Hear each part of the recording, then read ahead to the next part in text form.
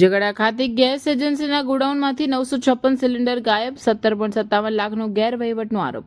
ભરૂચ જિલ્લાની ઝઘડા ખાતે આવેલી નિસર્ગ ગેસ એજન્સીના ગોડાઉનમાંથી મોટી સંખ્યામાં ગેસ સિલિન્ડર ગાયબ થવાની ઘટના સામે આવી છે.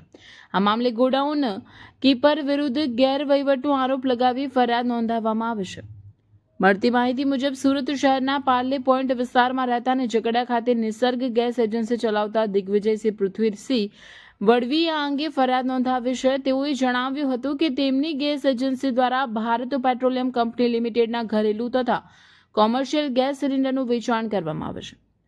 એજન્સીની ઓફિસ ઝઘડા ખાતે HDFC બેંક પાસે આવેલ છે, જ્યારે ગોડાઉન ITI રોડ પર સર્વે નંબર 421 ખાતે આવેલ છે.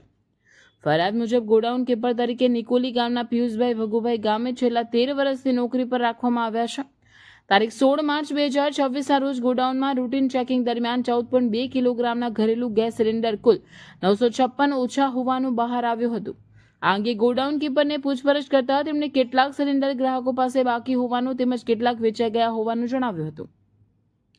પરંતુ એજન્સી દ્વારા કરવામાં આવેલી ગણતરી મુજબ 956 સિલિન્ડરની રિફિલિંગ કિંમત 3,71,680 અને સિલિન્ડરની કિંમત 13,86,200 મળી કુલ 17,57,880 જેટલું નુકસાન થતું હોવાનું જણાયું છે. ફરિયાદીએ આરોપ મૂક્યો છે કે ગોડાઉન કીપર દ્વારા પોતાના આર્થિક ફાયદા માટે સિલિન્ડરો સગેવગે કરવામાં આવ્યા છે. આ મામલે પોલીસમાં ફરિયાદ નોંધાવી કાયદેસરની કાર્યવાહી કરવાની માંગ કરવામાં આવી છે. પોલીસ દ્વારા સમગ્ર મામલે તપાસ હાથ ધરવામાં આવી છે.